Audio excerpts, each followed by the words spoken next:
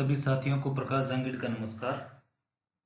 आज मैं आपके सामने शिव पूजन सहाय के प्रसिद्ध उपन्यास देहाती दुनिया से लिया गया अंश माता का अंचल, जो कि कक्षा 10 की पाठ्य पुस्तक कृतिका भाग 2 में संकलित है, लेकर उपस्थित हुआ हूँ। यह माता का अंचल भाग 2 है। इसके प्रथम भाग का अध्ययन हम पिछले वीडियो में कर चुके हैं, जिसका लिंक नीचे डिस्क्रिप्शन में दे रखा है। आप आसानी से उस लिंक पर क्लिक करके वीडियो देख सकते हैं। तो आइए शुरू करते हैं। सबसे पहले पिछले वीडियो माता का अंचल भाग 1 में हमने क्या पढ़ा था, उसके बारे में संक्षिप्त रूप में चर्चा कर लेते हैं। तो पिछले वीडियो में हमने सर्वप्रथम इस पाठ के लेखक शिव पूजन सहाय के जीवन परिचय के बारे में और फिर पाठ में क्या बताया गया है उसके बारे में पढ़ा था। फिर पाठ में हमने पढ़ा था कि लेखक बचपन से ही अपने पिता के अंग लग गए थे। उनका माता के साथ केवल दूध पीने तक का नाता था। वह पिता के साथ ही बैठते थे और उन्हीं के साथ खेलते भी थे। पिताजी भी उनके खेल में अपनी सहभागिता निभाते थे। फिर हमने पढ़ा था कि पिताजी की रामनामा बही और उनका गंगा तट पर मछलियों को राम नाम की गोलियां खिलाना। फिर पिता और माता द्वारा लेखक को गोरस और भात का भोजन कराना। फिर अंतिम रूप से हमने पढ़ा था, अंतिम में पढ़ा था कि किस प्रकार लेखक की माँ लेखक के सर पर तेल की उबटन लगाकर ही छोड़ती थी और वह अर्थात लेखक अपने पिता की गोद में रोते रोते आते थे। जब उन्हें अपने हमजोली मिल जाते तो वे रोना भूलकर अपनी मंडली के साथ तमाशे करने लग जाते थे। ठीक है साथियों, यहाँ तक हमने पिछले वीडियो में जाना था। अब लेखक और उसकी मंडली अर्थात उसके साथी लोग कौन कौन से तमाशे करते थे, अर्थात कौन कौन से ऐसे नाटक या खेल खेला करते थे, इनका हम इस वीडियो में विस्तार से अध्ययन करेंगे। तो आइए शुरू करते हैं। लेखक कहता है, तमाशे भी ऐसे वैसे नहीं, तरह तरह के नाटक। चबूतरे का एक कोना ही नाटक घर बनता था। बाबूजी जिस छोटी चौकी पर बैठकर नहाते थे वही रंगमंच बनती। अर्थात लेखक कह रहे हैं कि उनके घर के आगे जो चबूतरा बना हुआ था, यानी बैठने की जो जगह होती है घर से निकलते ही एक प्रकार की चौकी की तरह, उसके एक कोने में वो अपना नाटक घर बनाते थे। और जहां पर उनके बाबूजी नहाते थे वहां पर रंगमंच बनता था, यानी वहां पर नाटक का पूर्ण क्रियाकलाप किया जाता था। उसी पर सरकंडे के खंभों पर कागज का चंदोवा तान कर मिठाई की दुकान लगाई जाती। सरकंडा एक प्रकार की घास होती है जिसके तिनकों से वह खंभे बनाते और उन खंभों पर कागज का चंदोवा बनाते। चंदोवा नीचे शब्दार्थ दे रखा है। छोटा शामियाना बनाते थे, छोटा घर बनाते थे और उसमें मिठाई की दुकान लगाते थे। फिर उस मिठाई की दुकान में उसमें चिलम के खोंचों पर कपड़े के थालों में ढेले के लड्डू लगते थे, पत्तों की पूरी कचौरियां बनाते थे, गीली मिट्टी की जलेबियां बनाते थे और फूटे घड़े के टुकड़ों के बताशे आदि मिठाइयां सजाई जाती। यानी बच्चे अपने खेल के साथ अनेक प्रकार की जो अनुपयोगी चीजें हैं उनको शामिल करते हुए, उनको हकीकत में देखते हुए खेलते रहते थे। ठीकरों के बटखरे, बटखरे यानी किसी वस्तु को तोलने का जो बाट वगैरह होता है उसे बटखरे कहते हैं। ठीकरों के बटखरे यानी टुकड़ों के बटखरे और जस्ते के छोटे छोटे टुकड़ों के पैसे बनते। यानी किसी वस्तु को लेने के लिए या बेचने के लिए पैसों की आवश्यकता होती है तो वह बड़ों को देखकर वैसे ही पैसों का बंदोबस्त भी ठीकरों के बटखरों और जस्ते के छोटे छोटे टुकड़ों से करते थे। फिर हम ही लोग खरीदार और हम ही लोग दुकानदार। लेखक कहता है कि जहां हम खेला करते थे, मिठाई की जो दुकान लगाई थी उसमें हम ही लोग खरीदार थे और हम ही लोग दुकानदार थे, यानी हम ही बेचने वाले और हम ही खरीदने वाले। बाबूजी भी 2-4 गोरखपुरी पैसे खरीद लेते थे, यानी बाबूजी कभी कभी उनमें शामिल हो जाते थे। आगे है, थोड़ी देर में मिठाई की दुकान बढ़ाकर हम लोग घरौंदा बनाते थे। लेखक कहता है कि थोड़ी देर बाद में जब हम मिठाई की दुकान से खेलने में ऊब जाते थे तो मिठाई की दुकान बंद करके घर बनाने लग जाते थे। घरौंदा यानी घर या निवास बनाने लग जाते थे। धूल की मेड़ दीवार बनती, यानी धूल को ऐसे ऊपर करके उसकी दीवार बनाते थे और तिनकों का छप्पर, उस पर तिनकों का एक छप्पर लगा देते थे। दातुन के खंभे, पेड़ की टहनी का जो है खंभे बनते थे। दिया सलाई की पेटियों के किवाड़ बनाए जाते। दिया सलाई यानी माचिस की पेटियों से किवाड़ बनते उस घर के। घड़े के मुहड़े की चूल्हा चक्की, घड़े के मुहड़े अर्थात घड़े का जो ऊपरी जो हिस्सा होता है गोल, जहाँ से पानी वगैरह डाला जाता है, उसके मुहड़े से चूल्हा चक्की बनती थी। और दिए की कढ़ाई बनाई जाती थी, यानी वह दिए की कढ़ाई बनाते थे। और बाबूजी की पूजा वाली आचमनी, और जो बाबूजी की जो पूजा वाली आचमनी थी उससे जो है कलछी बनती थी। आचमनी साथियों उसको कहते हैं जो मंदिरों वगैरह में आपने देखा होगा कि किस प्रकार पुजारी जब आपको जल देता है हाथ में, वो एक छोटी सी होती है, पीतल की होती है, तांबे की होती है, उसमें से आपको जल दिया जाता है और आप जल ग्रहण करते हैं। वह आचमनी वो कलछी का कार्य करती थी उनके लिए। कलछी यानी किसी चीज को हिलाने के लिए, पदार्थ को हिलाने के लिए जो एक स्टील या किसी की तांबे की जो बनी होती है वह कलछी बनती थी। पानी के घी, धूल के पिसान और बालू की चीनी से हम लोग जोनार तैयार करते थे। जोनार यानी होता है भोज या दावत, नीचे शब्दार्थ दे रखा है भोज या दावत यानी भोजन। हम ही लोग जोनार करते यानी हम ही लोग भोजन करते थे और हम ही लोगों की जोनार बैठती थी, यानी वही बनाने वाले और वही खाने वाले थे। जब पंगत बैठ जाती थी, पंगत का अर्थ होता है किसी एक समय में निश्चित व्यक्तियों का बैठना, एक लाइन से जैसे बैठ जाते थे, तब बाबूजी भी धीरे से आकर पांत के अंत में, यानी जब पंगत खत्म होने लग जाती थी, लोग सारे खाना खा चुके होते थे, उसके अंत में जीमने के लिए बैठ जाते थे। जीमना अर्थात भोजन करना, भोजन करने के लिए बैठ जाते थे। उनको बैठते देखते ही हम लोग हंसकर और घरौंदा बिगाड़ कर भाग चलते थे। वह भी हंसते हंसते लोटपोट हो जाते और कहने लगते, फिर कब भोज होगा भोलानाथ। ठीक है साथियों, तो इस गद्यांश में बच्चों के बचपन की खेल सामग्री और मनोरंजन का जो है बहुत ही सुंदर चित्रण किया गया है। आगे है, लेखक कहता है, कभी कभी हम लोग बारात का भी जुलूस निकालते थे। यानी लेखक और उनके जो हमजोली थे वह मिठाई की दुकान बनाने के बाद, घरौंदा बनाने के बाद कभी कभी बारात का भी जुलूस निकालते थे। बारात यानी शादी ब्याह वगैरह में वर पक्ष द्वारा वधु पक्ष के लिए यानी अपनी दुल्हन के लिए जो बारात जाती हैं वह उस बारात का जुलूस भी निकालते थे।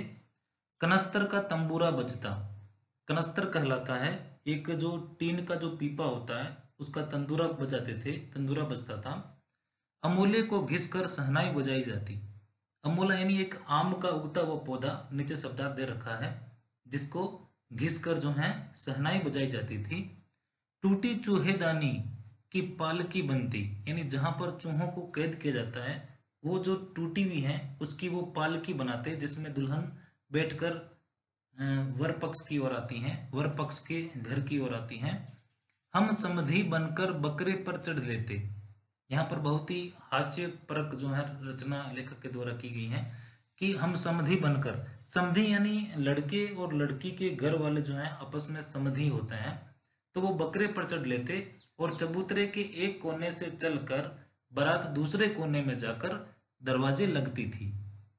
वहां काठ की पटरियों से गिरे, यानी एक लकड़ी के पटरियों से गिरे, गोबर से लीपे, यानी गोबर जो गाय भैंस वगैरह का जो गोबर होता है उससे लीपा हुआ, आम और केले की टहनियों से सजाए हुए छोटे आंगन में कुल्हे का कलसा रखा रहता था।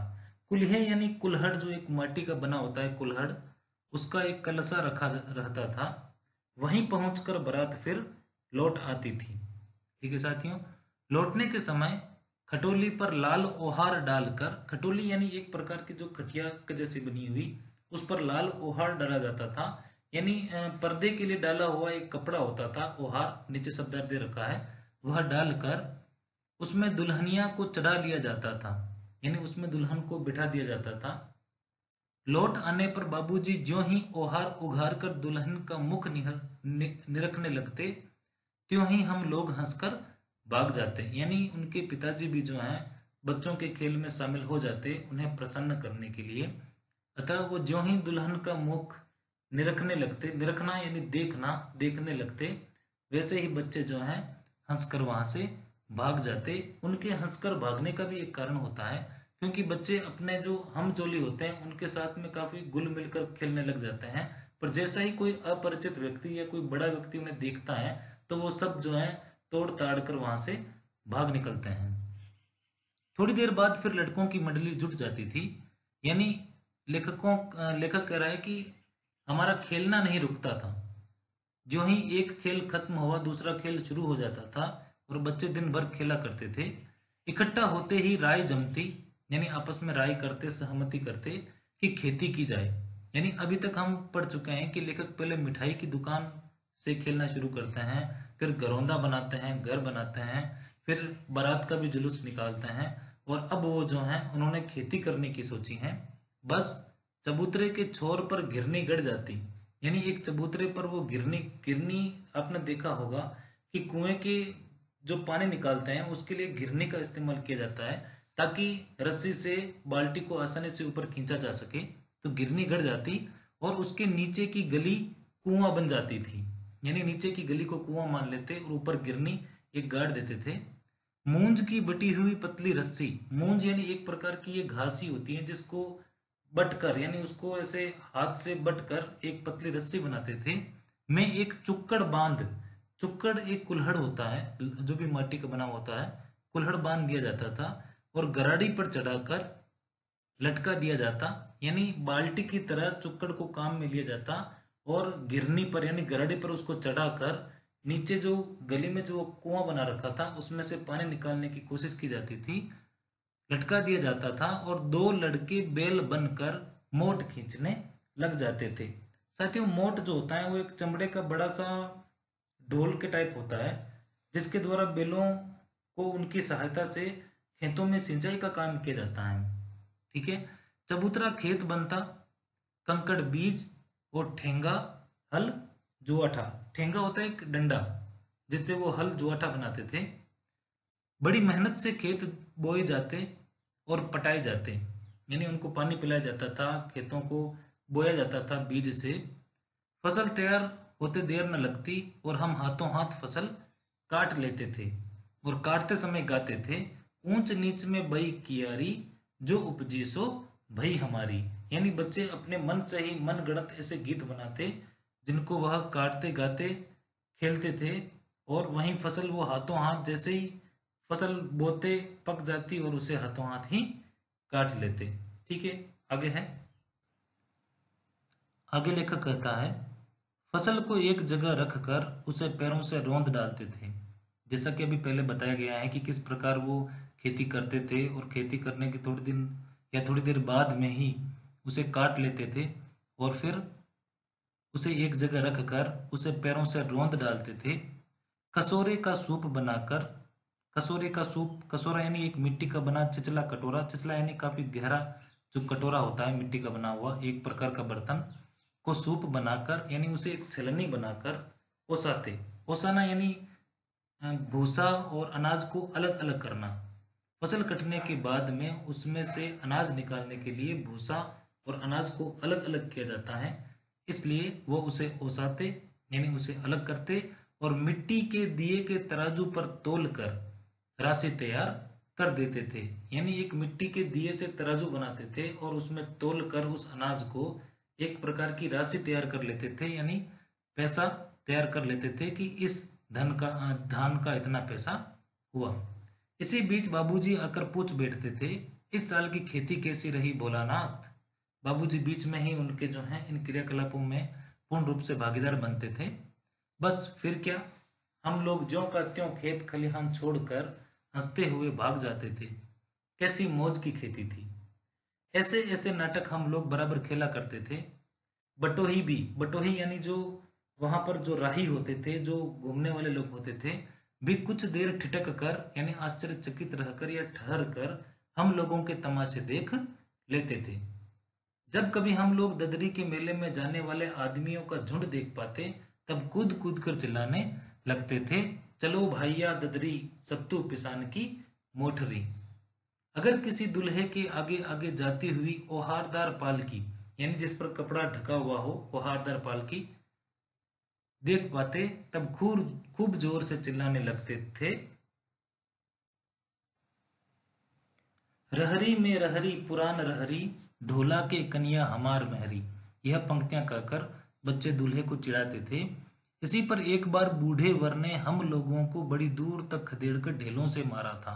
बूढ़े वर ने अर्थात किसी बूढ़े दूल्हे ने उन बच्चों को बड़ी दूर तक जो है ढेलों से खदेड़कर ढेलों से मारा था, बड़ी दूर तक उन्हें खदेड़ दिया था। उस खसूट खब्बीस की सूरत आज तक हमें याद है। यानी देखने में बिल्कुल खसूट खब्बीस था, बिल्कुल ही गुस्सेला और शांत स्वभाव का नहीं था। उसकी सूरत आज भी लेखक को याद है।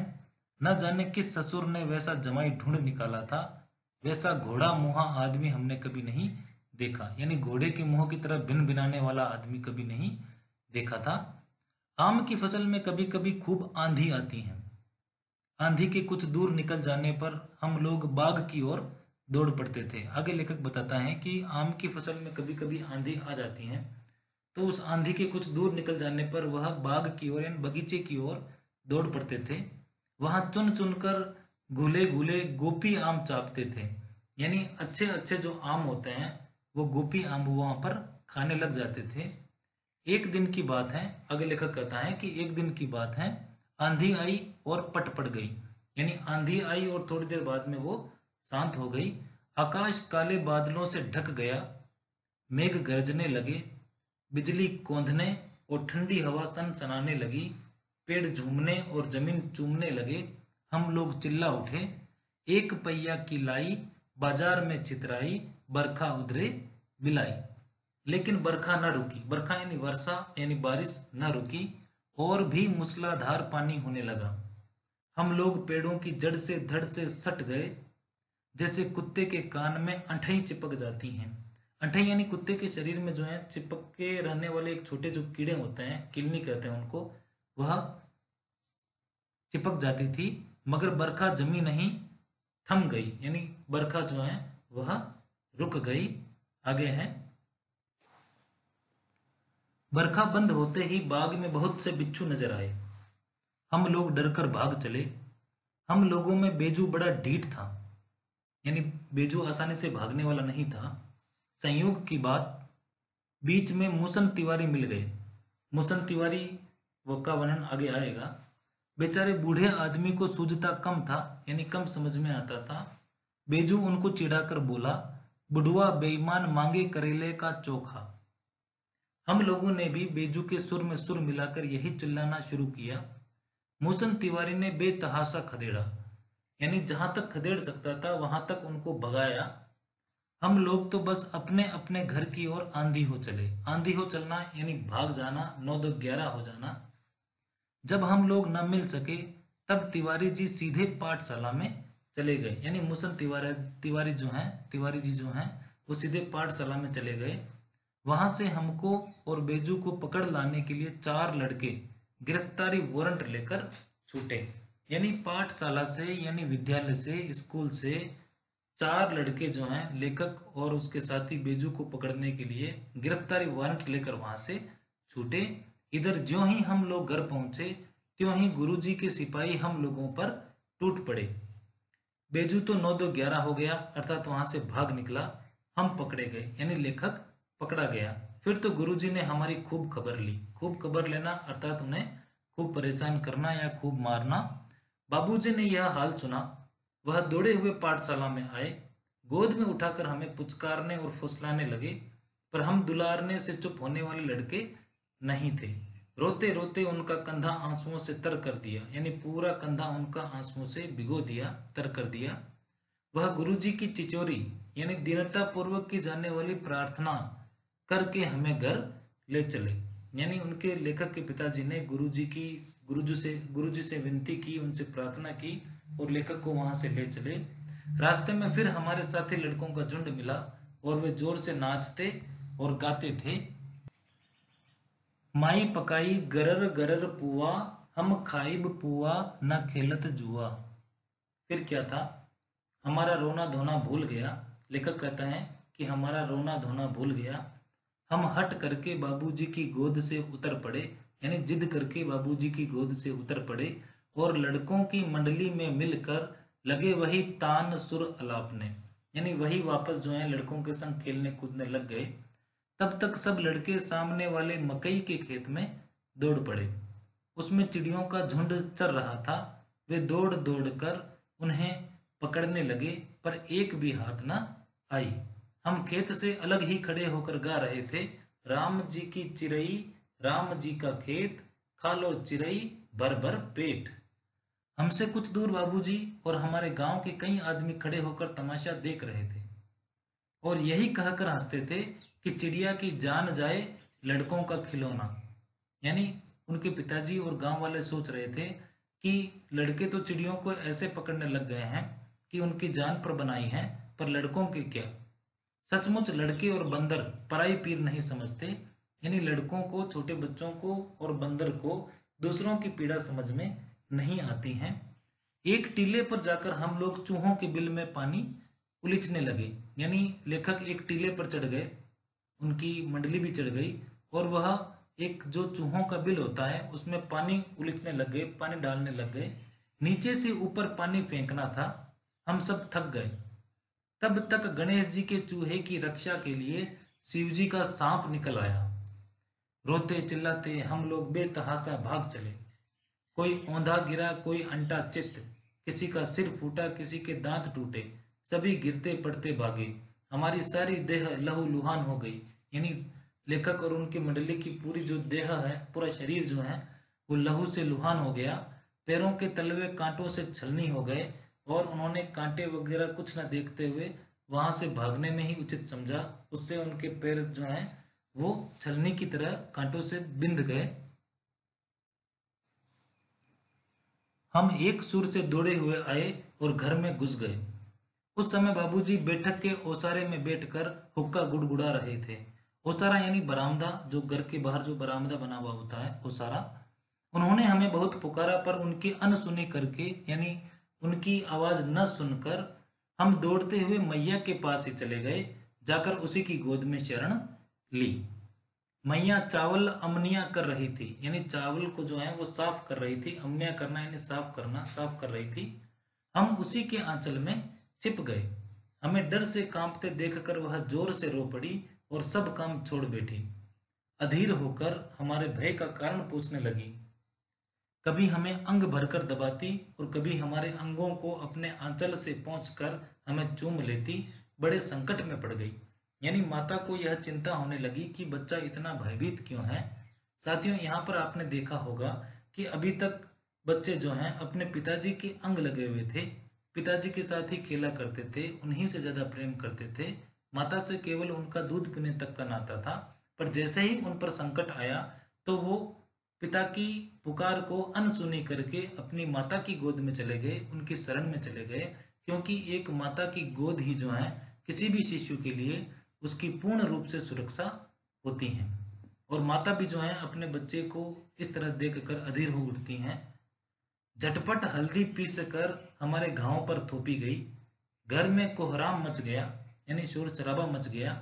हम केवल धीमे सुर से सा स शा कहते हुए मैया के आंचल में लुके चले जाते थे। यानी बच्चे या लेखक इतने भयभीत हो गए थे कि उन्हें सांप नाम भी जो है पूरा नहीं आ रहा था।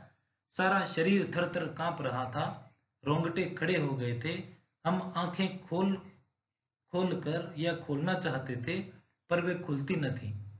हमारे कांपते हुए होठों को मैया बार बार निहार कर रोती और बड़े लाड से हमें गले लगा लेती थी। और इसी समय बाबूजी दौड़े आए, आकर झट हमें मैया की गोद से अपनी गोद में लेने लगे। पर हमने मैया के आंचल की प्रेम और शांति के चंदोवी की छाया न छोड़ी। ठीक है साथियों, तो यह था पूरा पाठ माता का अंचल, जो कि शिव पूजन सहाय द्वारा लिखा गया है और उनके प्रसिद्ध उपन्यास देहाती दुनिया से लिया गया है। ठीक है साथियों, मुझे आशा है कि आपको ये पूरा पाठ समझ में आया होगा। अगर आपको पाठ अच्छा लगा या समझ में आया तो इसे लाइक और सब्सक्राइब जो हमारा चैनल है उसे करना ना भूलें और शेयर भी करें। धन्यवाद।